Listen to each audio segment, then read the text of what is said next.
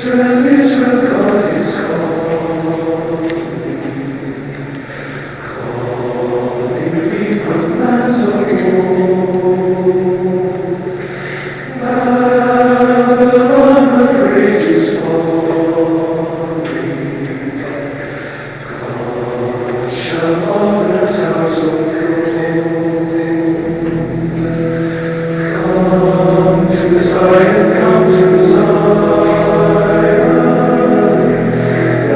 There is one salvation.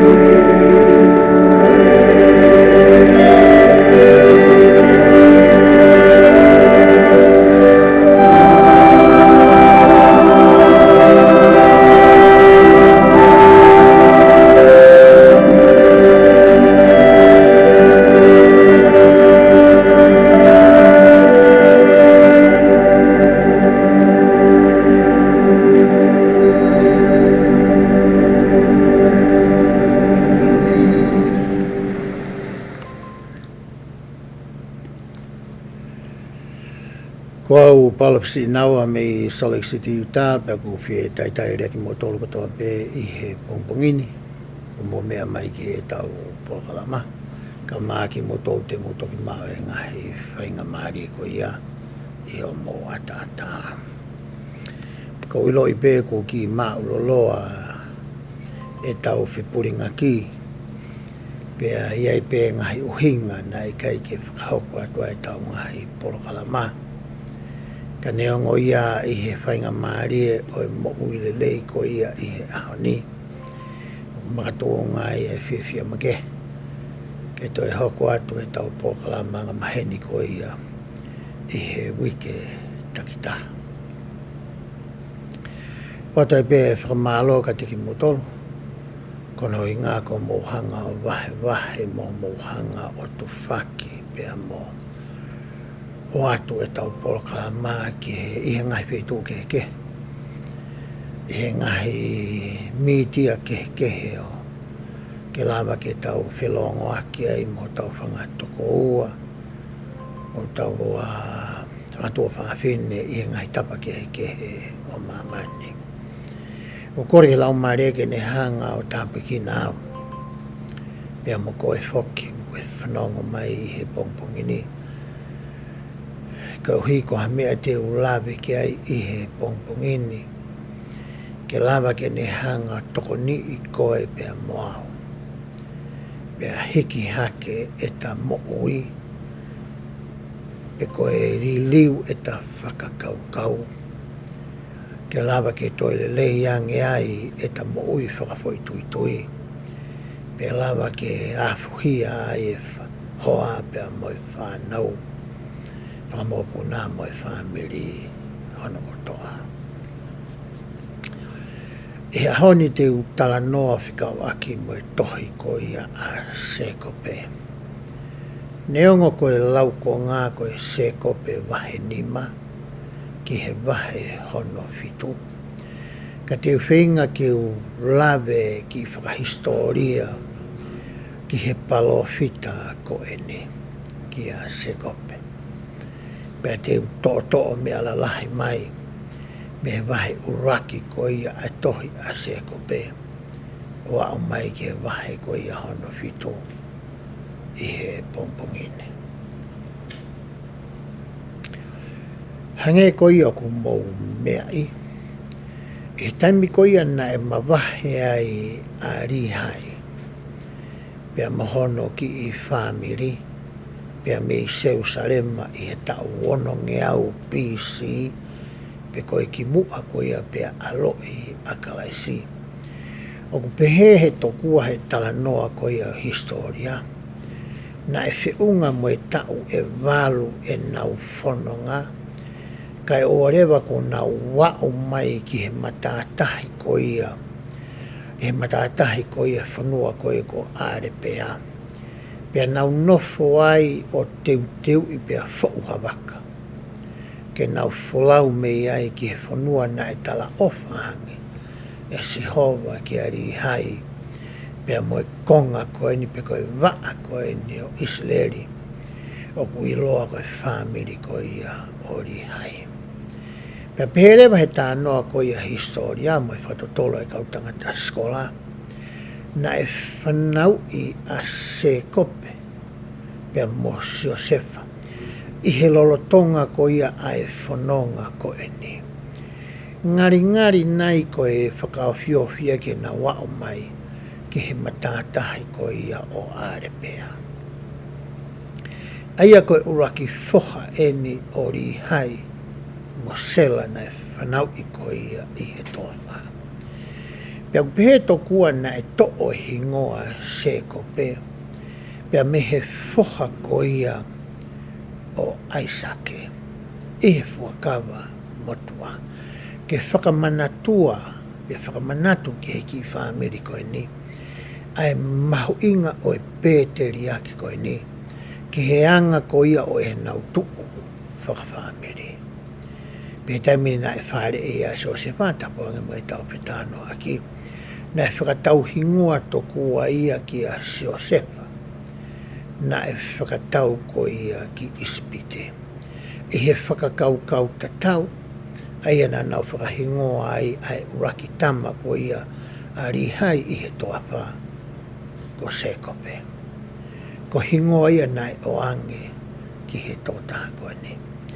Pe tau sio rewa historia ko ia tohi a moromona, na e sio mata pe a sio tonu pe a whakamoone a SEKOPE mo sio sefa. Ke ngahi whainga tā ia ko ia na nau whepaki mo ia. I he whanonga na nau whai. Na sio mata ki he anga tuku mo e talanga taa mo e tae whia whanongo. A rei mana mo rei miwela ki he reo ko ia o e ongo mātua koe ni. Nā hanga whakamooni. E ngai whakaha me taimi ko ia na Ngaue ia lau mare mā oni ia ni whai. I he ngai whakahino hino, I he ngai rea, I he ngai malanga ko ia, ma ngai tokoni na ni whai ki hana ongo tau kete. Nā mamata whoki ki taimi ko ia na e motu ai e akau whana ko ia ani whai. Nā sio ki he anga ko ia whengawe aki ai otua. Moho nau ki whamiri, makatuunga I he kāpasa ko ia ko e ria hona. Nai hoko e na e sio ko ia ai tangata ko SEKOPE, o au ke nau wholau mai ko ia I he waka, o au mai ke whanua ko ia na e tala ofa hangi ko e kia teki nau tolo. Pe he ngahi uni mea ko e ni, nai lau peke tau sio ai na e hanga e he otua o teu a SEKOPE. I kai ke ngata I he teu I whakasino, whakatuasino, kana ne toi hanga o teu I whakalau maarie a SEKOPE, ka uhi koe whatongia mo e ngafa ko e wa manake ke whaki ke a teia. Pe ko I he tala noa a historia, e te mna na wa mai ai ko ia ki Amerika ni ke whanua na tala ofa ki a ki Kitautolu, pe he e SEKOPE. Hiri a e tau e nima. I he nau mawahe ko ia pe a mei seusarima. Aika pareu tau pe he na nau mawahe tau ono ngeau ko ia ki mua pe a loi a kalaisi. Me koe tau e nima koe ni koe tau nima ngeau wha nima ni ki mua pe a loi kalaisi ko nau I Amerikane. Pe hange koe o tau I loi koe he tohi a ni whai. He tami koe ana e pekia I koe ia ai ongo mātua. Ari hai koe a mosela. Na e mawae ua rewa ai whamiri koe ni. Na e alu rewa kurupu uruaki pe ui ki Kitautolu koe kau reimana. Ai a ko reimana ia, reimiwela, isi me eri, mo ni ihi na anau tui ko ia ki a reimana, na nau mamahe rewa Kitautolu o iloa re nau to historia tohi a moromona koe kau reimana. Kai mamahe mai rewa a ni whaia, mo Samu, mo Siosefa, Solami, mo ni ihi ko ia na nau wanga lelei, pe nau tui ko ia ki a ni whai, mamahe ki Kitautolu, ui ki Kitautolu koe kau ni whai. Pehereva e SEKOPE, a nengo na ia e whahinga, matakari ke he toko fitu na e wahe ki ai whamiri ko ia rihai isi me eri mo Solami, ke he kurupu e fitu. Kai pehereva e SEKOPE ia.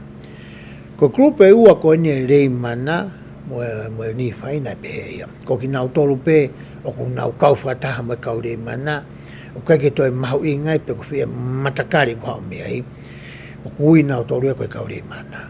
O ki Kitautolu koe na nau kau ki kau ni whai, o kui ki Kitautolu ia koe kau ni whai. Pe taimi koe ia na e amanaki ai koe ke pekia koe a ni whai. Ka ki mua koe ke pekia ni whai tamna nau mawai uai. Koe pureanga koe ia pe koe kakau ni whai na toka ngā I pe ia pe a pure I pe ia e tōta. Aia ko ni whai pe ia na e hoko koe tui ki he mea whakapolitikare, mea whakasivile, mea whakasociety, mo anga ko ia e nau nofo. Pea toi hoko pe a ni whai ia, koe palofita I he taimi katau. Aia koe whahinga pure anga koe ni whai kia e tau talanoa, oku I loa ia I he mara e whakapolitika re, koe pure anga whaka theocracy, e whaka whiokalati. Aia koe o tuā pe ia oku pure, pane hanga rewa wiwi pe fo I torama dia pe. Ke hoko koe palofita, ke whetu utaki pea moia, ke o mai ki ai hono whina ngaro, pea ne toi hoko pe toko taha ko ia koe tui. O hange ko ia na e hoko ki he pure anga, pe koe tala noa ko ia o e kau isileri, talu pea me he kamata anga. Pe taimi koe na e amanaki ai ke pekia ko ia, ai tui ko ni ko ni whai. Na e oange rewa e ni whai ai u lau I pereti pe koe rekoti. Ai lau I pereti lalahi ko ia a ni whai, mo e lau I pereti iki ko ia a ni whai. Na e oange rewa whatongia ko ia kia SEKOPE. Ko ia na ane hoko ko ia koe tangata tauhi tohi. Pea ne hoko ai koe palofita ke kau ni whai. Ne ongo koe ke tala mai he tohi moro monaia ai taimi ko ia na e whakanofo ai koe palofita. Ka ko ia ia na ne hanga toka ngai ai urau I pereti koe ni. Pea na e aluatu ai urau I pereti a koe ni me hono tu uni ona mea ni whai. Ai mea ko ia ke hiki I hiongo lau I pereti kehe e ua ko eni. Aia na e pehene tu uni na oange ko ia kia SEKOPE. Koe u lau I pereti lalahi, e hiki pe whakama opo ai pure ko ia ai ngahi tui. Mo e historia mo ngahi mea whakafonua ko ia, o hoko ko ia ke kau ni whai. Koe lau I pereti iki, tene hanga hiki ai ngahi whakaha. Ai ngahi malanga ma ngai whaino hino, ai lau maria ke ngai mea o ku whakalau maria. Pea nei whakapapau rewa e SEKOPE, e mui pau ke whakahino hino koe ni na e o atu mea ni whai. I tamna mate ai koe ni whai koe uraki tu ia. Ne hanga rewa e kau ni whai o ui hanau tui ke ne whetongi a ni whai ko ia whoha o rihai. O kake mahino mehere ko tia tohi a molomona. Pe koe whoha o ni whai pe koe taha I hene whanau na e hoko koe tui. Kana e peheni rewa e loto ko ia o e kau ni whai. Ko hui koe nau ofa ko ia mo e nau whaka apa mo e nau tokai. A ni whai ko ia whoha o rihai. Na nauroto ke hoko ai tui kotoa pe hiri ko ia pe kia a ni whai, ke whakahingoa pe ui aki pe hingoa koe ni whai. Ai koe tui ko ia he ose pe kia a ni whai ko ia whohari hai, na uia ko ni whai hono wa o hoko pe he atu, ai hingoa ko ia o e kau tui. Ki he matakari koe ni, pe koe kau ni whai. I he tohi SEKOPE wahe uraki wa pea moe tolo. Na e rea ai palofita koe ni a SEKOPE. Kono hinga whaki ki mua koe patu ki hoko koe palofina muhanga mea I. Na e hanga ni whai o wahe I pea whakanofo a SEKOPE mo Josepa. Ke na hoko koe ongo taula Eiki, pea moe ongo whai ako, pe koe ako naki. E tau pehe koe ia taula Eiki pea ako naki, a Kitautolu koku tauanga maheni mohono whau koe mai whakatuutu e pure tapu koe ia I he sias koe ni, o koe ongo pure tapu kehe e ua. Koe lakanga whakamerekse te ki, ai a kuia e ngahi mea whakalau maari mo e lakanga whaka elone, ai a kuia e ngahi mea whakatua sino. Pe tau ilo rewa I he pure tapu whaka elo ne, o koe ngahi lakanga ke kehe e whākoe ne. Tīkoni, koe lakanga koe tīkoni, lakanga koe akonaki, lakanga koe taura eki si, mo lakanga koe pisope. Koe ngahi lakanga ia, I he pure tapu whaka elo ne. Koe lakanga koe nai wahei koe pe whakanofo ki ai a SEKOPE pe mosio se wha ai taula Eiki pe moe akonaki. Nai kai ke uhinga ia ki he lakanga whakapure tapu ko ia o kutaanga maheni ki ai ihe ahoni. Mana tō he taimi koe nai hū mai ai whaahinga Isileri ke nau mau ko ia ai whanua o e tala o wha. Nai tūtūni e sihova ki a Moses. Koe ngahi Ngaue ko ia I he whare whehiki taki, o au atu o ka langa hatemi pāre. E o ange Ngaue ko ia ki he kauri vai, pea toka ngā ia. E lone, pea mohono ngahi foha. Pea e tuku whakaholo ai whatongia ia ko ene. Koe tamu koe na mamahe mai ko arihai ia koe me seusare mai he tau sio ki ono tohi hoko. Ko riha ia koe hako ia o sio sefa I hono foha ko ia ko manasa. Pe te whekao I foki e rihai, a ni whai mohono whangatawake nau foki, o mai e lau pereti koula, pea o mai ko e pa nau toi foki, o mai ko ia a isi meeri, mo ne whanau whiwhine. Tokua ke hoko e whanau whiwhine ko ni ko I ngahi hoa, ke whanau tangata ko ia arihai. Koe hako ia koe I he hako line lineage, koe whatolo toi hoko ko ia koe o Ismeri, nau hao nau tore me hako ko ia o Ifareme. Ai koe kia hako e lone ia pe rivai, I whamiri ko ia ori hai he nau whanonga mai koe ke whanua e talawa.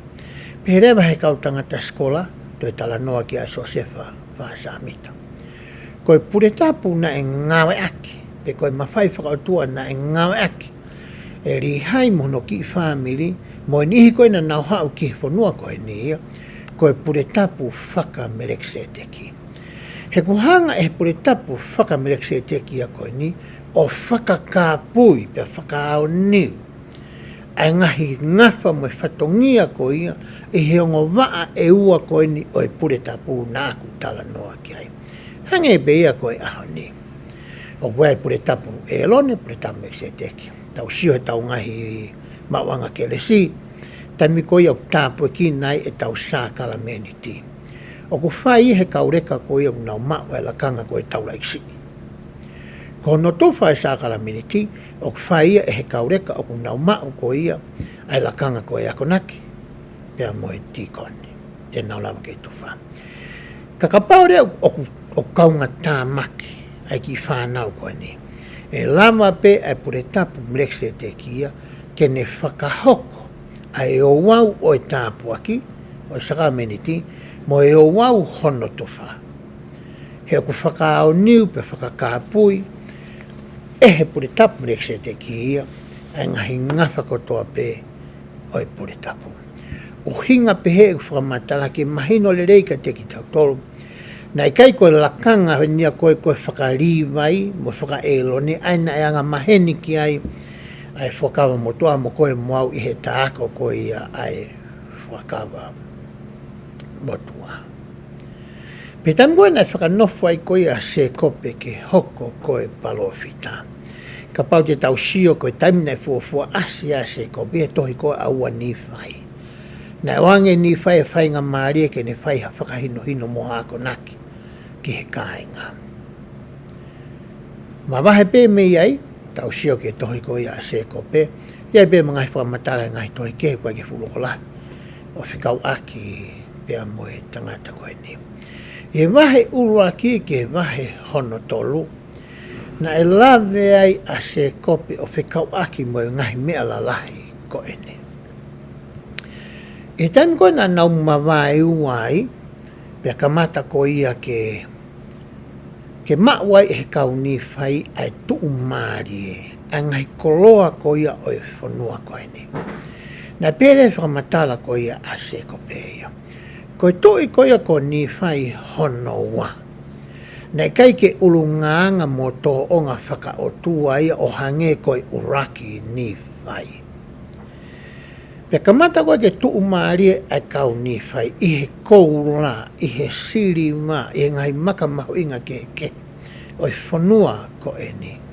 Na kamata rewa ke nau hiki sia, kamata ke nau ulupupula, kamata ke nau whialahi, kamata ke nau siokita, kamata ke nau hanga o ngahi ko via, pia whakamamahi, pe e kai ke tauhi mo toka ngai, pe toko ni aki nau tolu ko ia, na nau masiva, whaingata a ia, ai kau ui tou, ai kau tamai mate, mo ni ihi ko ia na e tuuni e sihova kia mo sese o tuku au mai he ni ihi ko ni, o to tonu ke whai ki ai ai tokanga. Ko mea na raki sio ki ai a SEKOPE ko ia, he taimi na e hoko ai ko e palofita. Ko mea rewa na e hoko he taimi ko na e tuu maari e kakai ko ni, kamata re ke nau wanga whakalusa. Kamata rewa ke nau loto nau tou tokua, ke nau hange ko te vita mo Solomone. Ko e hana tolo to'o mai fu i tala no kia ke whakatonu hiaki. A e nau mari toko lahi, mo e ngahi sinifu ko ia, na nau Ngaue aki i he taimi ko eni. Ko e whi mea lalahe iwa na e whehangahangai ko ia mo SEKOPE. I taimi na ne hoko ai ko e palofita. I he wahe uraki ke he wahe tolu, a se e whakahino hino ko ia a SEKOPE o whikawaki mai koroa. Perewa e SEKOPE iai. Tako e tau whekumi ko ia ki he koroa uri o e mo uikoni. Ai paa ngā ko e siri wā, mo e hāfua mo e koula me u tau whemau. Ka pau te tau whekumi ki ai aki ai tau mua mo e uhinga. Ke tauhanga o whai aki harerei ki ani ike. Tā o kutonu, ai tau mua ia o tau ngau ki ai. I e whakawha upe he ai. O ku ikai koe paanga, koe erito mo e uho pe koe aka ia o e koe kotoa pe. Ikai koe paanga, koe ofa ko ia ki he paanga, o lahianga ia i he eiko si sukalaisi, pe mo tua koe tamai. Koe erito ia o e koe kotoa pe. Koe mea nei whakaamu koe a SEKOPE ke whakamanatui ke kauni whai. O ku atu e he Eiki a ngai tāpuaki mo e mahu o e whanua. Ke lama ke toka ngai aki pia tauhi aki a ngai whamiri takita. Pia osi ko ia. O ku tau whakasio sio hawhainga maari. Tau whakasio sio hani o ku nau whainga tā ia iho tau ātakai. Pea lawa ke tau to'o hakonga o e ngahi tāpuaki. Nei hanga iho tua tāpuki na ki Kitautolu. Pea tau wāla ato hiki haki. Ai ni ihi ko ia. Pea mehe whainga tā ia mo e nofo hopo ate. O ku nau iai. Te hanga rewa e SEKOPE o talangi ai whakakaukau ko ni mo e tūtūni ai o tua. O whikau aki mo e nofo mari. He koe taimi koe na e ala tuai kau ni whai ke toi mari toko lahi mo e kau sinifu. Na nauhanga whakamamahi. Ho nau ngahi hoa, pe ko nau ngahi waifi mo e nau whanau. Ko rea mwhainu ko ni na e whai he tempare. Hange kou tawanga maheni ke e whakawa motua. Na e fu i taimi mina e tuotolu e hao koe ka usileri ke tempare. Pe ko tahane ngai fu i taimi na e maua e SEKOPE whainga maari ke whai e whakahino hino ko eni. Pe na e tala rewa e SEKOPE ai tuutuuni ko eni. Ko e tuutuuni o mai ehe o tua e maari pe tangata e ta mo e whewhine pe e ta. Pe hoko den whamatala pe Ka pau rewa o ku pehe ehe o tua. Tene fie mau ke toi kehe ene tuutuuni, me tuutuuni ko ia nani oange se kope. Ke mari pe toko ta, moi toko ta. E hanga he o tuai o mai exception ko ia. Pe tene o mai e ia ai ki tuutuuni makehe ko ia. Ka ko ia pe e ta, tene hanga o whakangofua mai, pe o mai e tuutuuni fo o ko ia. Patala noa rewa se kope whekau aki mo ngahi mari ko ia na e mau e te vita mo Solomone. I he kamata anga ko ia o e ngahi mari ko ni na whakangofua ia e he otua. Ha e he fuaka motua, ha e toa te mga fuaka wa. Ka na ia e whakangata mo e tuutuuni, mo e whono nei hao, pia mo e whekau ko ni. Na si aki ia, e te vita mo Solomone, kai whai peki na ua a hona roto. Kai hangare kau ni whai tokua to'o mai ai tala noa i wholwhora, ke whakatonu hia i aki. Ai ulu nganga furiki wanu ko ni nei hanga e se kope o whakatataua. I he ene tohi, o whekau aki mo whekumi ko ia ke he ngai koloa o e mooi ko ene. Koe mea na e whai ko ia e SEKOPE, i he wahe uluaki, ki he wahe ko ia hono tolu. I he wahe ko ia hono whā, ki he wahe hono no, hangarewa e SEKOPE o mai ai tala noa whakatātā ko ia, ki he orive kolo. Pea moe Ngaue vaine ko ia, na e tō ai e he otua, pe koe toko taha ko ia na e haana ai Ngaue, ai orive ko ni whai kia e tautala noa i he ahoni. Pe he whakamatala ko ia ai kautangata skola. Koe palofita ko ni ko sinosi, o koe kaike asia, i he fuakawa motua. Na e to e SEKOPE ia tala noa whakatātā koe ni mehe u lau i peleti palasa. Ae na e toka ngai koe e repani, ae na e foki koe ani whai mono whangatokoa o mai. Na e to o mei ai e SEKOPE ae tala noa koe ni. Perewa e kautangata skola. Ngari na e mo uia sinosi, i he wahaa ko ia o e palahame mo Isaia. Koe fo i taimia ngari na e mo ui ai palofita koe ni. Pea koe taha ene kau palofita ko ia ki Isileli. Te ulawa peke uhanga o atu e ki i konga lalahi koe ni pa tau toki hoko atu. Aeanga ko ia o e whaunga o totonu ke tau ngā aki pe koe matso ata o totonu ke tau sio aki. I he taimi ko ia o ku tau wako ai e wholwhola. O i kai whangatangata pe ki he tohi a molomona, ke ngai wholwhola ko toa pe ko ia te tau wako. Pea ko kore whamore atu koe ki sāti ko ni kuhau ia rea whakapiritania. Ka te whenga pe e kule rei taha ke hai whakatonga, ai ngahi whakakau koe ni. Pehe tangata koe na kuto o mei ai sāti koe ni. O kue e ngahi tuunga kehe e whā. O kutotonu ke tau sio aki, i he tau wako ko ia ai wholofora. Koe ulu aki pehe rewa pitania koe literal, pea mo historical. O ku uhinga ia, ai whamatalai koe ni, koe hape mea koe o ko rau koe i mua ia te au.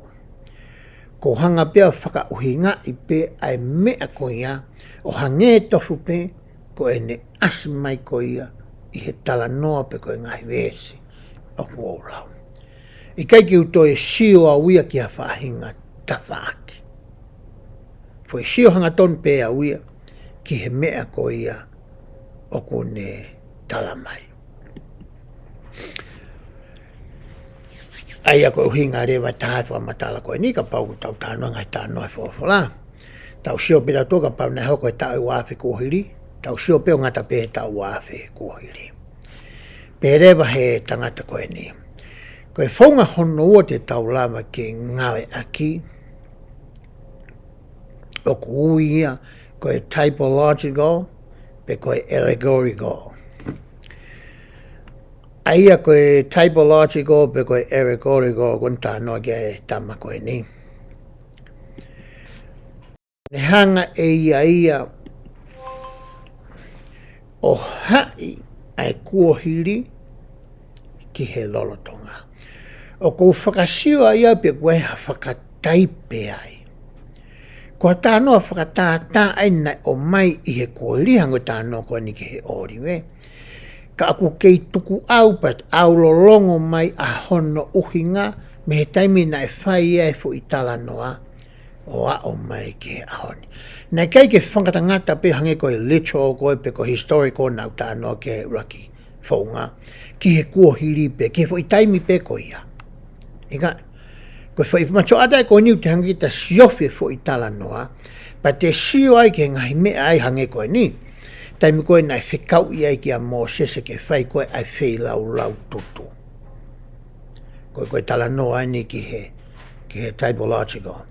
Whai koe whei lau tutu, ke hoko rewa ai whei lau tutu koe whakataipe. O e whei lau huhui. E whai e eiko si sukalaisi. I he taimi tene hā ere mai ai o kakano. Maka whatata mahino ia.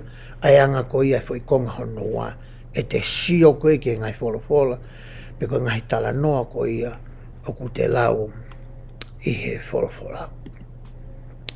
Ko hono tolu koe moral e tala noa tau sio ki ai pe koe tropological. O ku hinga rewa ai tala noa ia koe ni e whaunga e koe ni ke tau sio ki ha te whitoi mo oni.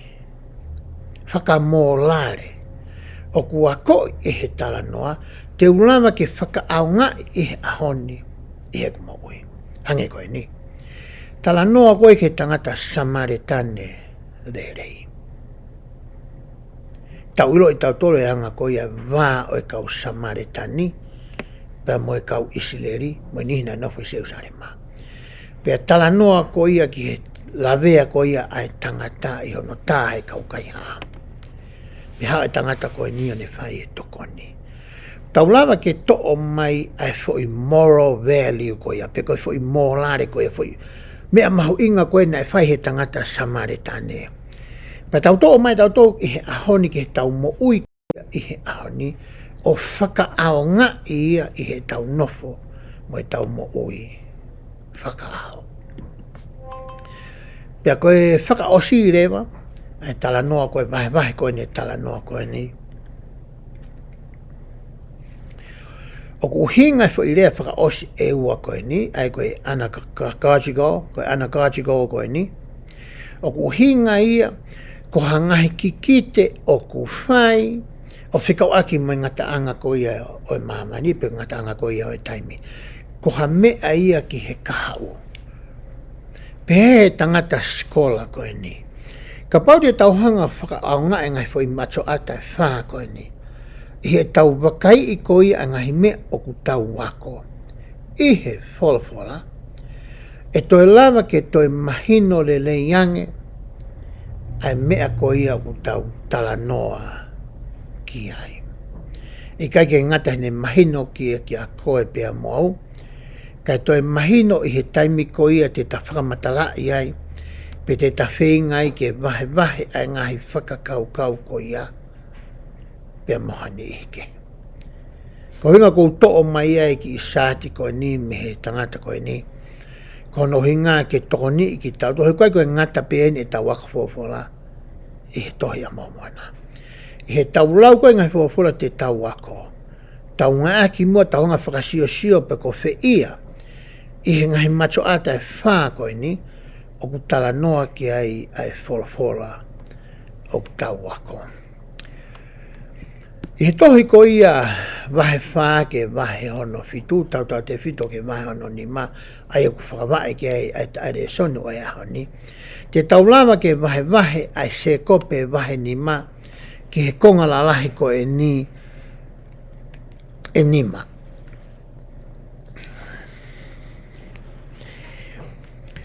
Aia ko e talanoa ko e ni, i he vahe vesi hono tolu, ki he vesi ko ia hono taha whaa, o ku talanoa ia SEKOPE ia whekau aki mo isi leri ko ia ihe fuakawa motu a.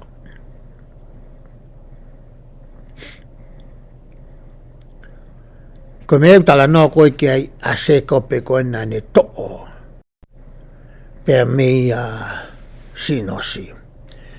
Hanga ehe sihova o mai kau palo fita ke nau ako i pia kalanga ke kainga kau isileri ke nau whakatomala. Ka koe toko si i peia na e whanongo ko ia ki he whakatokanga na e whai he kau palo fita. Pea o mai rewa ehe o tuaia hani ihio e kau seni taile ke nau whakaauha a Israeli. Ko mea nai whai ko Eiki, pe hangarewa he Eiki a to'o, hangahi waa, me fu o rive ko eni. O ne hanga eia o ave ke ngai wheituu, ke. E tau tānoa ko ia, he tau lau ko ia ai SEKOPE ni ma. Vestolu ke vestawha, whe mau ke tohanga tau tolo hai, pia mahi noi ko ngai whamatala ko ia ki Israeli motua. Ko ngai kuanga kosperi fok ne kamata ia mea e palahame. O sa e palahame pe hoko atua Inoke. O sa Inoke pe hoko atua Noa. Pe o sa Noa pe hoko rewa e palahame. Ai ne ano foha ko ia ko Isaac. Pe ngai foha ko ia, pe foha Isaac ia SEKOPE. E ano ngai foha to tahaua. Koe tānoa koe ni whai koe e tānoa patata koe. Ni koe ke tānoa ia ki a tama, pe ko Enoch, pe ko Noa, pe ko e palahame. Ga, tala noa ia ki he toko tahaua koe ni ngahi foha o SEKOPE. Aia na i loa ki nau tolu, koe whaahinga e toko tahaua. Koe fua taimeni o ku whakawhi i loa ki ai ki Kitautolu, ki Israeli. Ki he kamata anga mo e tupu anga ko ia o Israeli. O hange koe rea na ane whai ko ia e SEKOPE. I tohi SEKOPE wahini mā vesi hono tolu.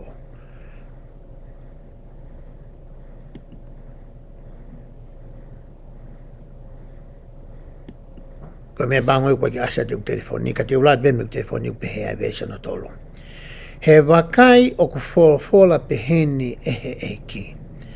Te u whakatatau koe e whare o Israeli ki ha fuu o riwe koro. Aia na e ame e ha tangata o tauhi i he ene Ngaue vaine. Pea tupu ia o whakaau o motua. Pea kamata ke mate. Aia koe Israeli ko ia utala noa ki ai a SEKOPE. Koe Israeli ia koe ni ngai foha ko ia o SEKOPE.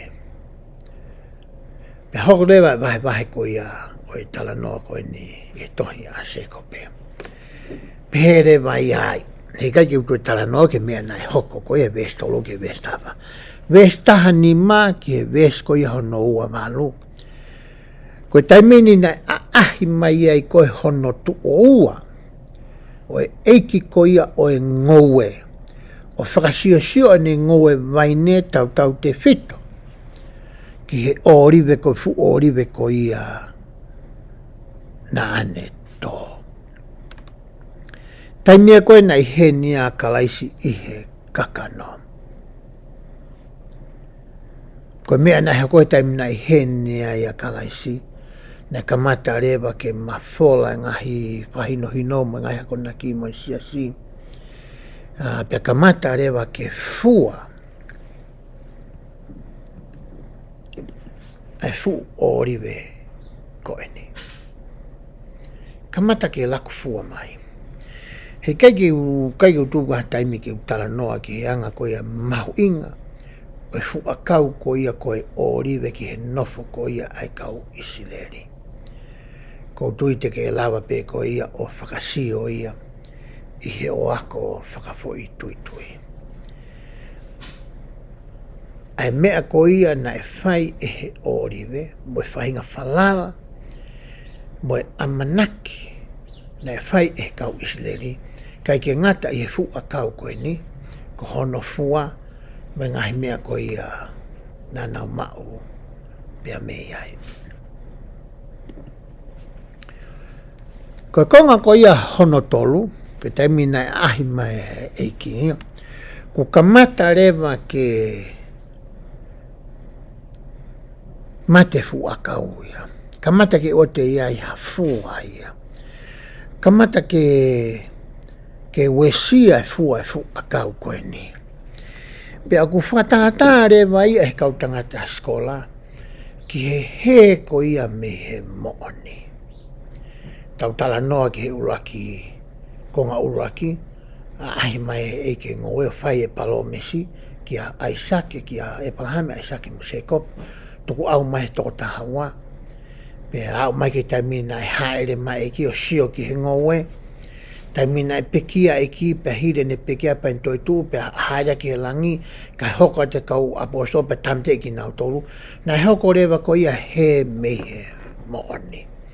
Aia koe konga ia hono tolu tānoa ki ai. A toi se konga hono whāia. Oku he wesi nima noa ke wesi fitu ono. Oku asi ai ko ia. Ai whatongia mo e tuutu uni. Mo e whikau na mai mehe otua. Ke toi tānaki a Isileri. O wai harea na e whai e President Nelson. Pa te uhanga lau atu airea ko ia. Pehe ai. Ko e ngahi whaunga le lei taha ki hono tānaki o Isileri. Ko e Ngaue whakawhai whikau taimi kakato. Whakahoko e Ngaue historia whakawhamiri. Tamai ne o soni ko e whaunga lalahia e ua. Ko tuku mai e he otua. Ke tauhanga o tānaki aki a Isileri i he aho whakaosi. Na hoko den whakamatana ne pehe. Na e akoi e Palestini Russell M. Nelson ko hono tānaki o Isileri ko e mea mahu inga taha ia o ku hoko i he mamani i he ahoni pea te taulawa o kau ki ai. Hauka den whamatala. Ka koe hā koa hono o hinga to tonu o e tānaki, pea ko hai o ku kau ki ai. Pea rewa e neo soni. Ka kuta mo ui taua ia i he tala noa whakatātā koe ni i he fwoi chapter pe koe fwoi wahe pe koe kuonga hono whaa. Ki hono tānaki mai koe o Isileri. Pe hanga rewa he palopita whamahino i ka koe pia moa. Koe Ngaue mahu inga taha eni o totonu ke ta kau ai. O totonu ke ta whemou e kina ai. Pia o mai rewa mo whi whakaukau pe koe Ngaue ua koe ni. Koe Ngaue whakau taimi kakato ai whai he tau whanau. Mo e Ngaue historia whakawhamiri. Mo e Ngaue whakatemi pare.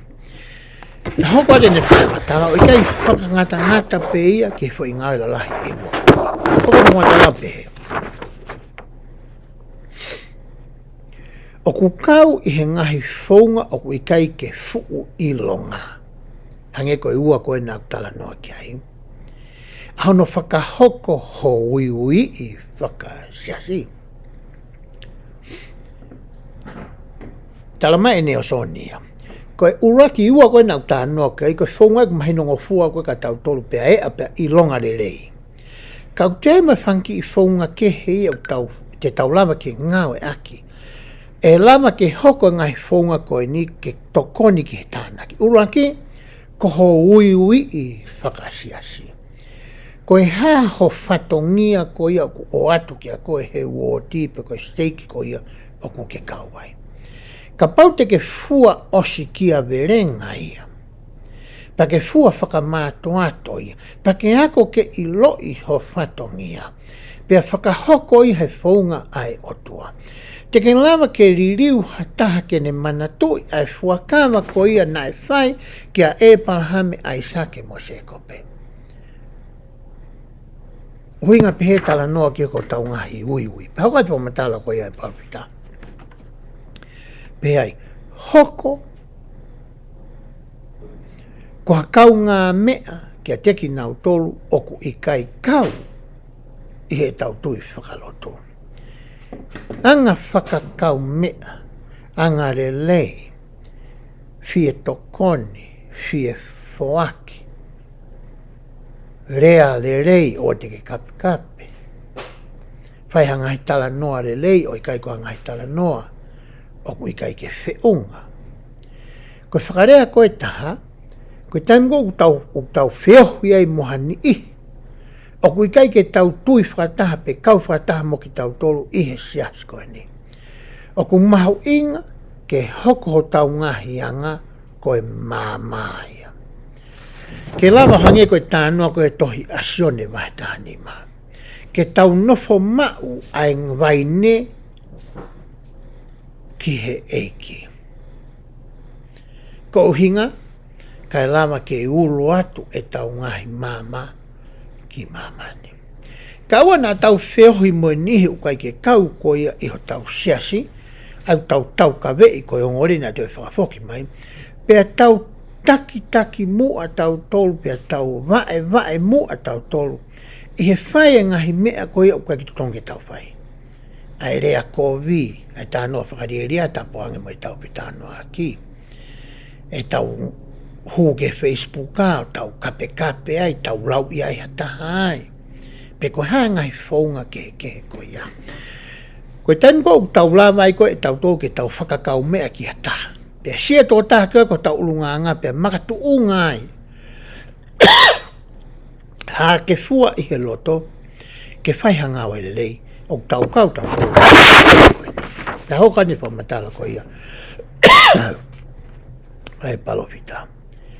Tau kawei o e tau ataina whakaloto. Tau monue Amerikani ku tau I hapureanga o ku iai e ngahi totonu whakakonistu tone. Ai tangata I whanua ko ia, mo whiwhine I whanua ku nofo I Amerikani. Ke tau lotu pe, ki he mea pe koe ku tau tui ki ai. O I kai ke hanga e he pureanga ai o hai. Pe no o sia, pe whakapōpulai, pe whakakounai ki Kitautolu, I he tau tui whakaloto. Nā au mai whai ngā tau ataina whakaloto ko I aia, ke toni I ki Kitautolu, I he tānaki koe ni utala noa ki ai palofita. Hoko te ne rea pehe, whakakau mea ki ha tāwho au I he loto. Nā tau tok situ atu pia meha tōtōna mai mehe area koe a Solek Utah area koe tau kau ai Kitautolu. Nā kore mai kau taku ai ke pehe. Kau ke sio rewa ke hataha I whare lotu. O ku tautu tōta. Whie mau ke tau wau ki ai, whakarea ki ai, whakawheiloaki koe ki ai, whaka eke tōta koe ni. Paka whie mau tautu hono tawaki. O ai ke nawongo I tue noa. Hei koe kakai koe ni ku nau mi hao nofo tau tō tahi apsiasi. Ko si ni o raki ko hau I tō. Ua ko hani nā nau mārohi a buito siasi pa ne ai ki palparema pa ko hai ki whehanga ki he sio mo wakai. Pa nau kai ke nau ki aki a he lotu pa ko nau whengan ke nau foki mai. Whe mau ke nau wongoi ai ofa whakatoko wa mo ofa ai otua. mea te Kitautolu. Hoka te whamatala ko e papita. Whai hao whakamoon. Pe au ko whihia i au i he talanoa koe ni. Ko sapate uraki fo ko whainga maari e ke tau mea ki olunga whae tau ngai whakamoon. E ngai wotu tau kau ki ai me koe pe kau tama pau. Whine mātua pau, moi mātua pau, o ku nau tuuhake nau toe sapate uraki o e mahina takita. Pea ka mata foke tau hanga whakahanga e ni koe ni. Hek me koe nau tuuhake koe mea tatau pena nau rea he wiku he sapa he mahina ku osi koe mea tatau pe mahina. Ka ku fie ma uia o hange koe a koe nei whaika te Kitautolu.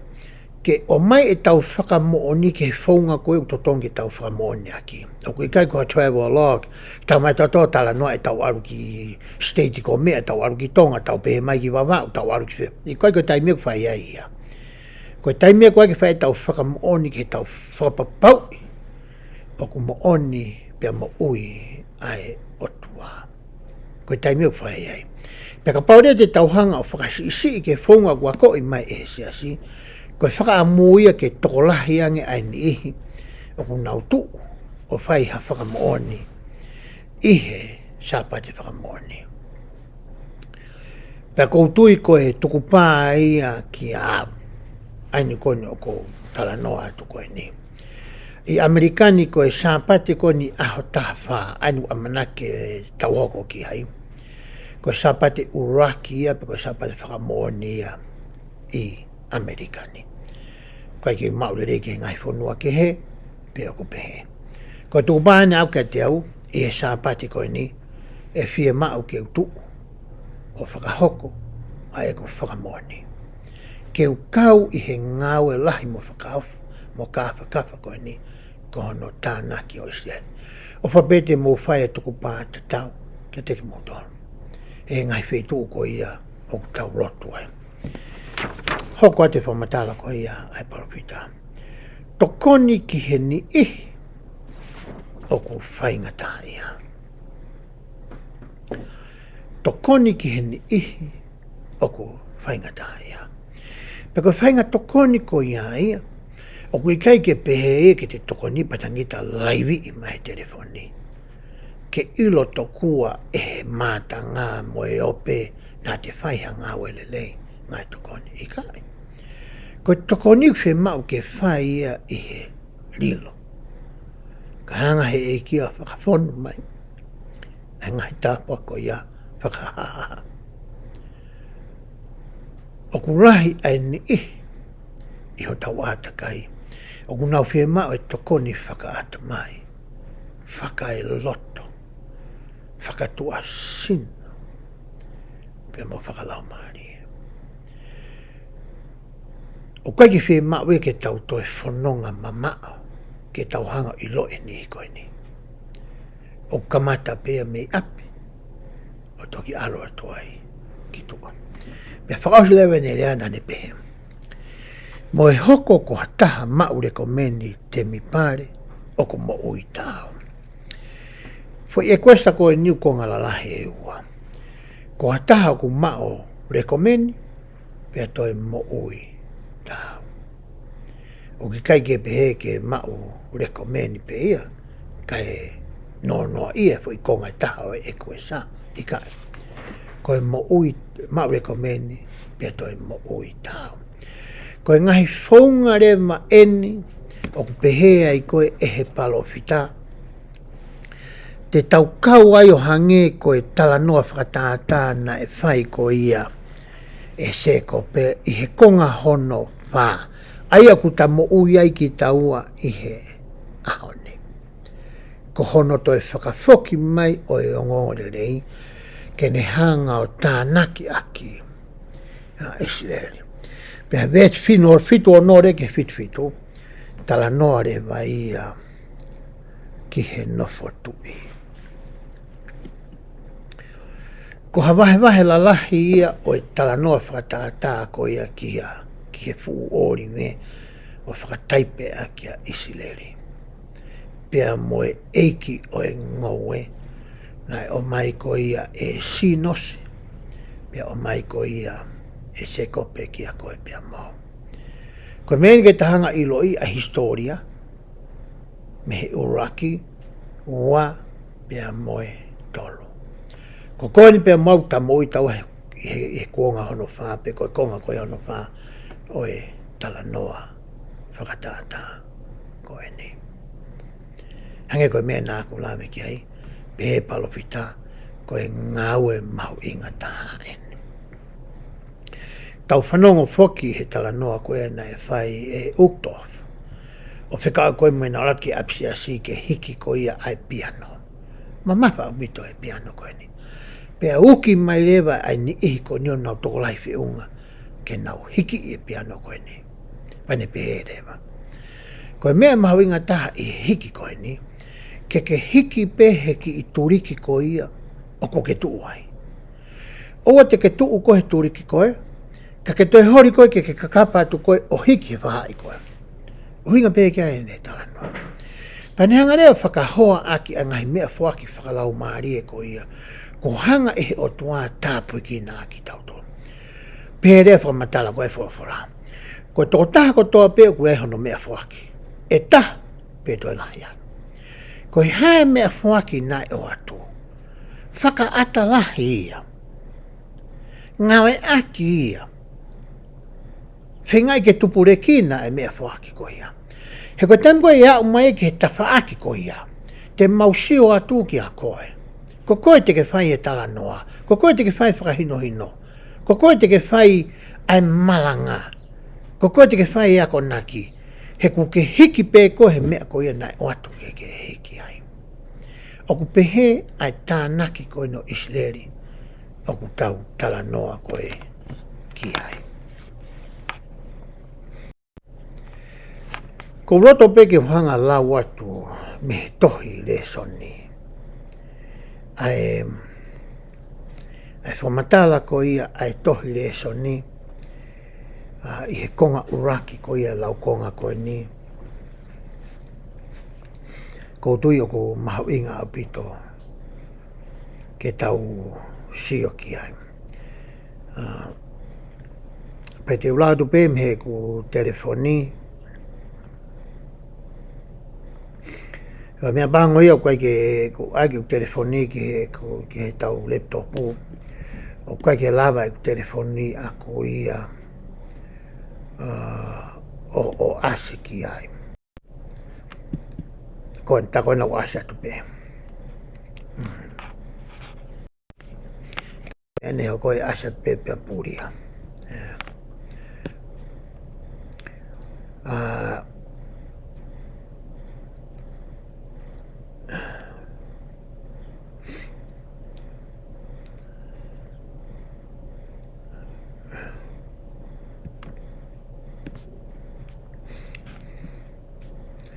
Te ulawa te konga koe ni. Pehe tau whamatai tau tōre soni. O ku fu toko lahi whau haka kai o te kei ke nau whanongo ki he ongo rea sisuka kaisi. Ka pau e whai ange o ku ke ongo i lo mekina i he lahi o e Ngaue ki hono tānaki ki nau tolo ki he siasi o e Eiki. O ku iai ha whakamanatu mahino e he mea na e rea aki e SEKOPE, whekau aki mo e fu oriwe. O ku ai Eiki, ai Ngaue maine. Ko ne whaki mai ka te Kitautolu takita haki i wheitu, ke tau toni i ai, ke tau tokoni ai i he ene Ngaue. Whangi wheitu o ene, i o tau whamiri. Ho tau ngahi kau mai mea. Ma ngahi mea ku lama ke tau tāke ki nā. Pe taime ni ihi, ko raki toko tau tokoni ki hono tānaki, koki tau tolpe. Ka kui kai ke tau te tue noa i he Ngaue ni. He ku Ngaue ai Eiki o Ngaue maine, i he tawha aki o ene kau tamai o Eiki.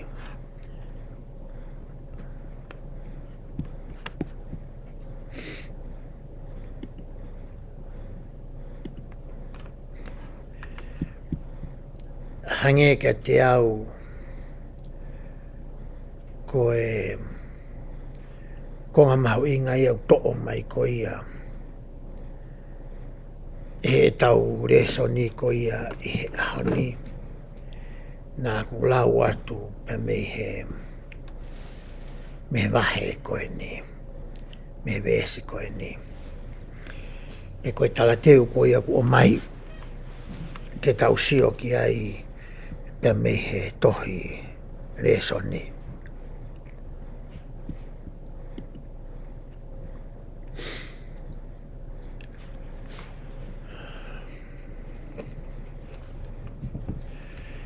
koe whakamabobo whakaosi te whai ki he e tau tala noa ko ia i he aho ni.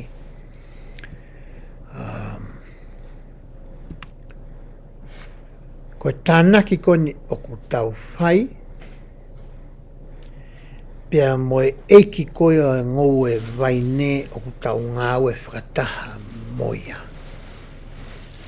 Ke oua na iai hataimi o ku tau o ngoi o ku tau tuenoa.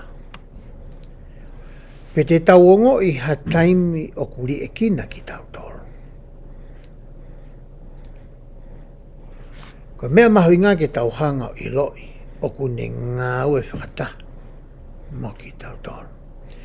Me ka pau te tau hanga whakatoka ia pe hai Kitautolu ki he Eiki o Ngaue vaine. E lava ke hanga Eiki o Ngaue ne o tomu a whakaurui Kitautolu. Pe toki lava me whakaurui koe Kitautolu ke tau mawahe atu o lava ke tau hanga o tokoni hani hike. Koe me ea koe kua ko i Tautolu ki ai e SEKOPE i he aho ni. Koe Ngaue ia o ngari fuulahi, whakataha mo e ngahi kafa, ngafa ke o e maui. Ka tauhanga i loi o kune iho tau tafa aki. O ku hai e hamo ngā ia me au ki ai. Kono hinga ai, o hinga ia e maa pe. Ai Ngaue ia. Hange koe ne palomesi. Koe ku hamo ngā, mo e ku kawe ngā, o ku maa pe ia. O ka pau te tauhanga i loi. Ko koe pia mua au koe mea Ngaue pe ia ai Eiki. O e Ngaue maine. Ko ia ku ne tataki ai Ngaue koe ni. Ko ia ku ihe ulu. Ko ia ku ne mai whaunga ke tau Ngaue aki. O kwe maa ore wahengo tala noa ko ia tala teu e le soni koe wikeni. Ke tau tomu a whakaurui ki Tautolu ki he Ngaue. Pato ki lala ke tau wala hifa. O hike ake ani hike. O i kai ke tau hanga teke ki Tautolu. Pe whakasee ki Tautolu. Ka tau hoko ko e tau hisipi. O kune whanonga i mua kai mui mai whakasipi. E whamiri ko ia pēsi hono aki. Wa te ofalahi me motua ko e nika teki Tautolu. Moi koi whamore pe ko uhinga. Ko e ki whaamahaki e tangata polokalama. Pe ko hanga ke i analasio i pe ko e hae. Ha mea ku te mau mea tokoni me iai pe ko hawhainga mea ku te whai. O ki whaawhelanga ki ai sino. O i kai ki hawhainga maari e ke tau pokalama. Ka neongo ia o watu ai ofalahi ka teki Tautolu mo i whakamooni ka teki Tautolu. Ke ngai mea nei a ko ia e SEKOPE. Tau e ngai whanua mori ke tau kumi halelei. E ngai e ria ke he moi ka teki Tautolu. Ka tau kumi a kia whakakaukau ke tau tokoni ki hanike. Pe oua na tau wanga whakalusa ko hiko lahi sirini me koroa tau mau.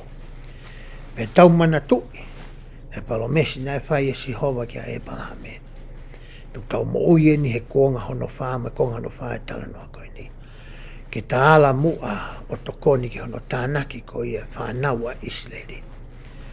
Ke toi whakafoki mai Tautolu ki he Ngaue vaine ai Eiki ai a kono siasi.